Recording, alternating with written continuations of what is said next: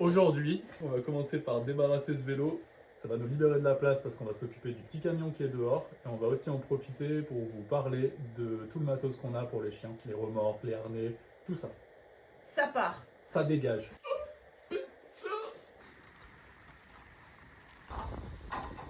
C'est pas très lourd un vélo comme ça. Ça pèse 18 kg. Mais c'est surtout que c'est encombrant. Ah! Voilà le petit camion. On va enlever cette plaque-là et on va commencer à la remplacer par une belle plaque en contreplaqué de peuplier de 5 mm. Elle tourne dans le vide, la vis. On va laisser la seule qui ne marche pas. Elle est foirée. Allez, celle d'après. Elle est coincée. Voilà. Ok, super, je vais le faire moi. Bon, elle est foirée. Toi, tu savais que celle-là, elle se dévissait, t'as fait exprès pour que j'ai encore l'air d'une femme. Pour que j'ai encore l'air d'une femme. C'est un peu hashtag gros con ce que t'as dit là. Bon, je vais peut-être pas filmer toutes les vis, si. C'est toi qui feras le montage, c'est tout. Commence à faire chaud là. Tu vois, c'est un marteau. Heureusement que t'es là, Choupi, pour nous aider. Hein. Pose-la contre l'autre pour l'instant. Qui c'est qui m'a mis ses trépieds en plein milieu, là? C'est pas des trépieds, c'est des tréteaux. Tréteaux. Pieds de chaise, Je table. voulais faire une blague avec tréteaux très tard, mais c'était trop C'était tard. trop tard.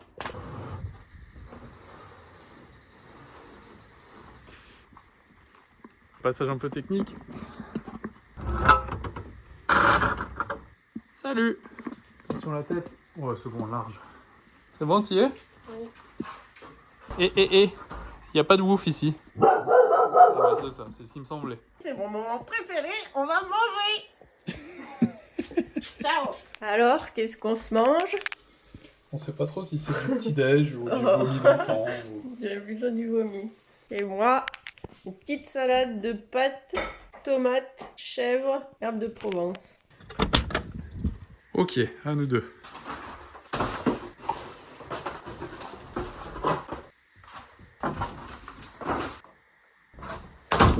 Il était pas très beau, hein. C'était le temps de le changer. Ouais, il sent un peu le tétanos, mon taille-crayon.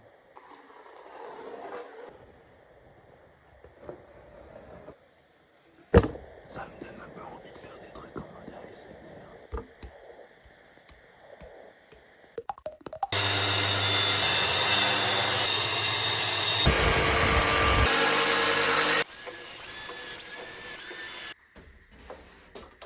Au foot, il y a un monstre.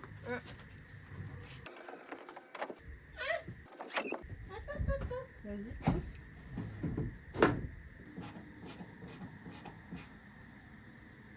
Ça me paraît trop simple.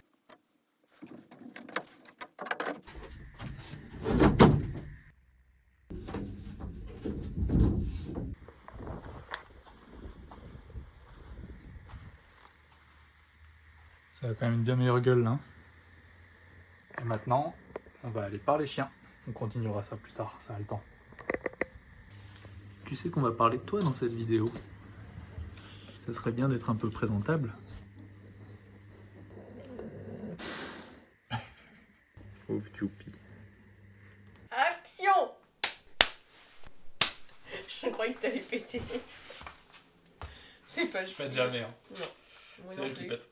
On a fait des petites notes parce que voilà, On est des n'est pas débutants. professionnels. Alors du coup. Ou parce qu'on est professionnel. Non, t'as la grosse tête là. Non, c'est toi qui as une plus grosse tête que moi, Toi, t'avais t'as une dit. grosse tête. On a eu un peu des questions sur comment ça se passait le voyage avec les chiens. Du coup, on a fait à peu près, je crois, 300 ou 350 km sur ce voyage. 315, très exactement. Ok.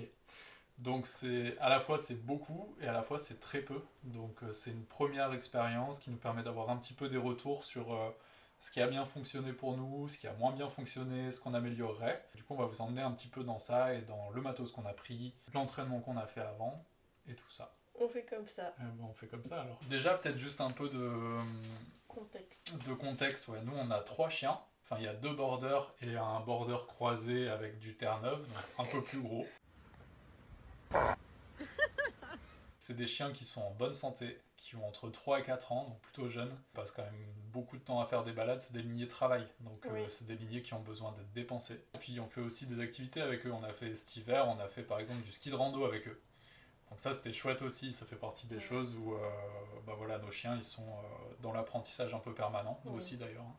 Donc notre setup, pour situer un petit peu, on a 2 vélos couchés. Et après, du coup, les chiens ils sont attachés, enfin ils sont soit dans une remorque, soit attachés à côté du vélo, avec un petit système fait maison qu'on vous montrera. la remorque, elle apportait beaucoup de confort dans le sens où quand le chien est un petit peu fatigué, on peut le mettre dedans, il peut se reposer. Quand on est sur un itinéraire qui est plus dangereux, comme par exemple le dernier épisode où on prend la nationale parce qu'on n'a plus le choix, on a fini notre... Pour rentrer à la maison, il fallait qu'on prenne de la nationale. Là, à aucun moment on met un chien dehors à côté de nous, c'est beaucoup trop dangereux, quoi. Ce setup-là, la remorque, le vélo couché, c'est des choses qui vont très bien ensemble parce que du coup, le vélo couché permet d'être stable, d'aller doucement dans les côtes et donc du coup de tracter plus facilement une remorque avec du poids dedans. Et le setup vélo couché, pour ça, il est idéal.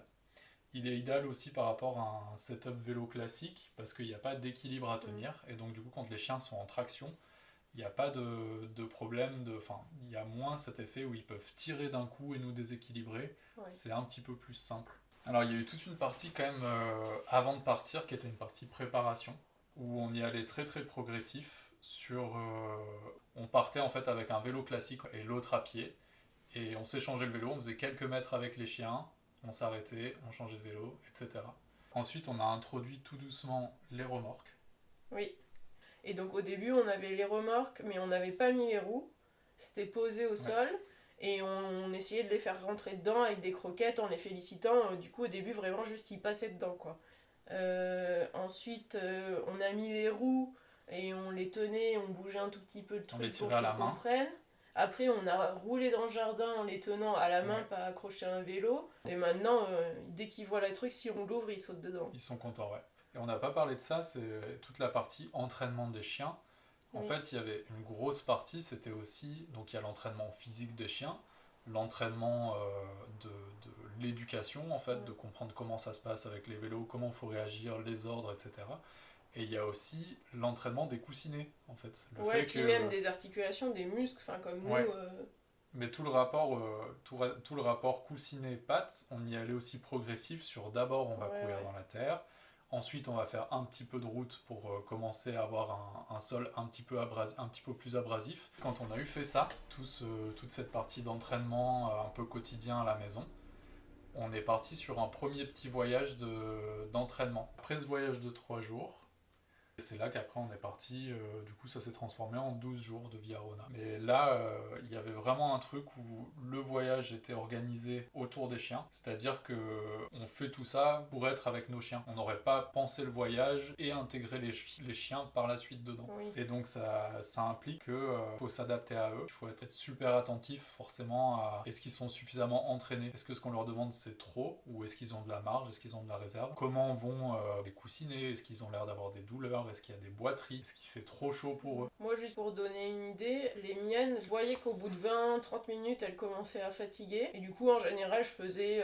20 ou 30 minutes et après, je changeais de chien. Et en tout, au plus, elles ont dû faire dans une journée 1h30 chacune. Lucho pouvait faire un peu plus. Il montrait moins vite des signes de fatigue, donc je le laissais courir un petit peu plus, mais on était peut-être le double des tiens, max, pas plus quoi. C'est pas énorme pour des chiens comme ça, entraînés. J'ai une petite question, tu vois, par exemple, avant de partir, quel ordre te paraîtrait genre nécessaire à avoir? Du coup, moi je dirais que le stop c'est très important, parce que si jamais il y a un danger ou qu'il faut s'arrêter d'un coup, faut que le chien il capte. Et après, pour m'amuser, là quand on part, je leur dis go au moment où je mets le premier coup de pédale pour qu'on arrive à partir en même temps et que ça fasse pas un... genre je pars et le chien suit après. Ouais, donc ordre nécessaire, stop, moi je suis assez d'accord. Moi je travaille quand même beaucoup avec Lucho le stop, parce que j'aime bien le laisser beaucoup libre dans la vie. Mais par contre, c'est important pour moi qu'il ait du rappel et du stop. Et pareil, en ordre de confort, je dirais qu'un ordre un peu d'excitation, de allez on y va pour accélérer, et un ordre pour ralentir aussi. Moi ça je le fais un peu, mais du coup c'est comme avec les chevaux, je pense que l'intonation elle compte beaucoup. Et du coup là par exemple quand je vais ralentir, je fais doucement et en même temps je ralentis. S'il faut je mets une petite tension sur la longe du chien pour qu'elle comprenne que ça va freiner. Et si un autre ordre du coup qui est important, qui soit dans la remorque ou qui soit attaché, c'est le tu laisses quand on croise des gens, quand on croise des chiens. Et à la limite derrière mettre un autre ordre pour leur donner une idée de ce qu'ils peuvent faire derrière. Moi j'ai trouvé qu'en fait le fait qu'ils soient à vélo avec nous, à courir à côté, vu qu'ils sont en train de faire quelque chose, vu qu'ils sont en train de courir avec nous, à côté de nous, au même rythme, c'est comme si ça leur donnait une mission. Ouais, un sens de mission. Naturellement en fait ils sont plus avec nous. En tout cas, moi j'ai trouvé que cette aventure-là avec les chiens, ça nous a vachement tous rapprochés. Ouais, et les chiens étaient de plus en plus contents qu'on leur demande des choses, de voir qu'ils font bien ce qu'on leur demande. Je trouve que ça crée encore plus, comment on dit ? Un lien. Ouais, voilà, un lien entre nous. C'est vraiment un moment privilégié en fait, c'est vraiment chouette quoi. En plus, il y a un truc génial avec le vélo couché, c'est que on est à hauteur de chien en fait. Donc on voit vraiment son chien de près, on peut le caresser en roulant en fait. Le lien est d'autant plus fort parce qu'on est plus proche de ce qu'il ressent, on le voit, la manière dont il allait, on perçoit plus facilement sa fatigue, son niveau d'excitation et tout, ça c'était vraiment chouette. Allez, pour la suite, on se retrouve dehors et on va vous montrer un petit peu plus en détail le matos. Du coup, Sangha et Maka, elles n'ont pas le même harnais. Sangha, comme elle aime bien tirer, elle a un vrai harnais de traction, comme les chiens de traîneau. Lien en description ? Lien en description. Il existe plusieurs tailles du coup. Moi, j'ai pris sur le site où j'ai commandé, il y a des mesures pas très précises, mais ça fait l'affaire parce qu'après, il est réglable, le truc, à plusieurs endroits. Voilà. Du coup, moi, j'avais pris la taille 1 pour un border qui fait une vingtaine de kilos. Tu fais une vingtaine de kilos, toi ? Peut-être un peu plus. Du coup, pour l'enfiler, là, on a le harnais comme ça. On vient tout rapprocher. Hop, on place la tête du chien. Tac. Et ensuite, on prend la patte, on la plie, on vient la passer de chaque côté. Les 6 sages. Tac. Et voilà, le harnais est en place. Et du coup, moi là, j'ai une petite fixation faite maison. C'est ça que tu nous disais tout à l'heure ? Voilà, pour attacher le chien. Donc c'est à base de béquilles pour marcher quoi. Ouais. Qui a été coupée. J'enlève ma petite goupille, clac, j'agrandis ma barre. Hop. Yes. Et en fait, ça permet que le chien soit vraiment pas dans l'alignement de la roue, mais à côté. Donc il peut tirer droit en fait. Je vais probablement la mettre plus bas. Parce que Sangha, des fois, si elle a peur, elle tire et ça fait tomber le vélo. Ça fait bras de levier, ouais. Et du coup, ça force trop. Et si on n'est pas assis sur le vélo, il n'y a pas assez de poids dessus. Et du coup, le vélo peut tomber sur le côté. Donc, Sangha, tu viens ? Tu tombes au menton, pas bouger. Du coup, ensuite, on vient attacher le chien avec une petite laisse extensible. Moi, j'ai 2 longueurs différentes. J'en ai une plus courte que l'autre. La plus courte, je l'utilise pour Sangha parce que son harnais, il vient plus loin derrière le dos, comme ça elle se retrouve pas trop en avant du vélo. Et pour Maka, j'en prends une plus longue parce que le harnais, il attache à par ici, comme ça elles sont à peu près placées pareil. Ouais, là on voit bien qu'elle est parfaitement alignée par rapport au vélo. Chien content ou pas ? Ouais. Tu voulais nous montrer un autre truc ? Oui, du coup, à la base, j'avais acheté une barre comme ça qui se fixe à la selle des vélos classiques. Ouais.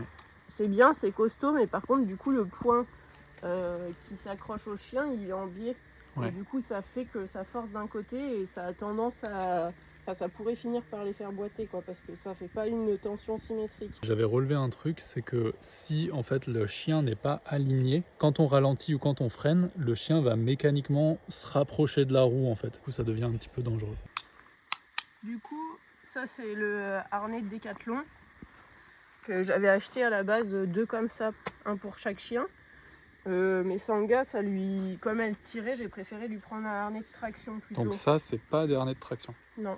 Voilà. Ça, c'est un harnais de traction. Ouais. Ça force pas du tout de la même manière pour les chiens. Et le point d'attache, c'est pas du tout au même endroit. Là, on est beaucoup plus loin. Lui, il est pas mal, il blessait pas les chiens. Par contre, il se dessert un peu. Donc il faut checker de temps en temps que ça soit bien réglé.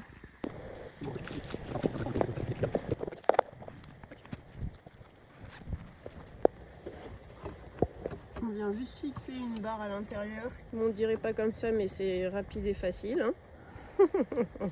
Les roues, on les ajoute après. Et on a aussi la barre de connexion pour connecter au vélo. Du coup, les roues, il y a juste à les clipser et important. le petit drapeau.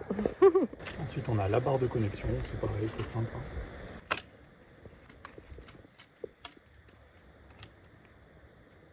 Et on l'attache au vélo avec ce support-là, qu'on a modifié un petit peu parce que autant sur la remorque de Letty que sur la mienne, on avait un souci.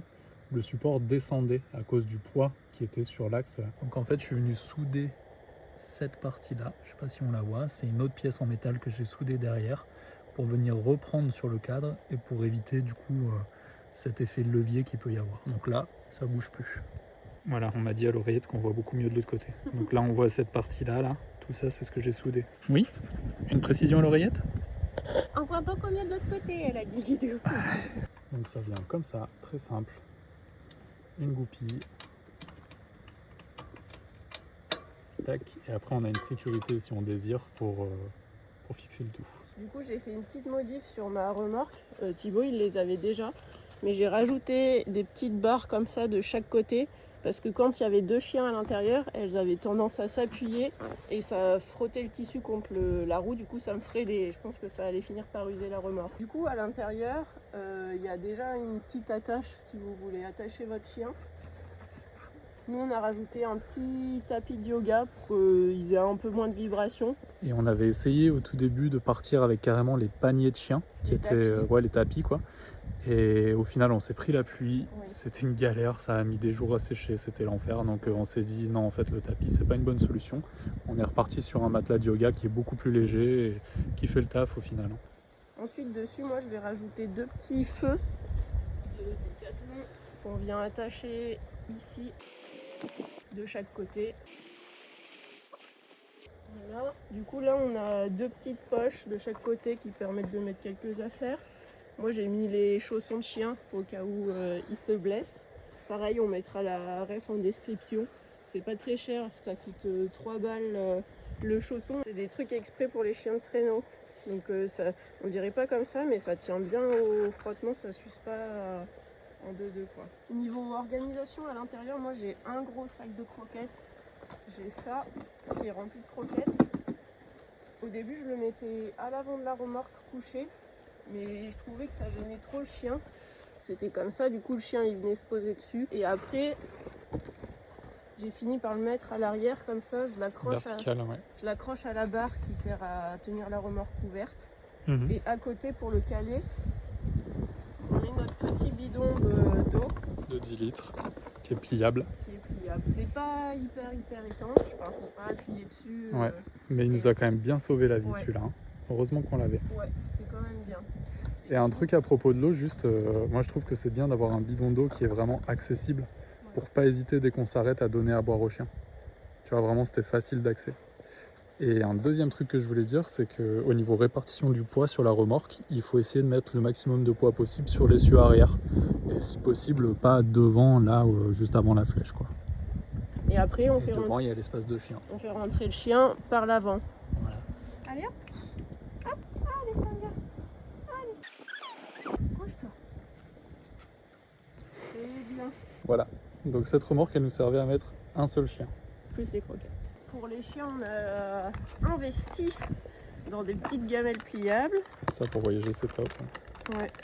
Ça, c'est assez costaud, hein. Je pense que pour l'instant, en tout cas, on en est content. Et du coup, on peut les plier. Et moi, je viens la ranger une de chaque côté derrière la petite barre.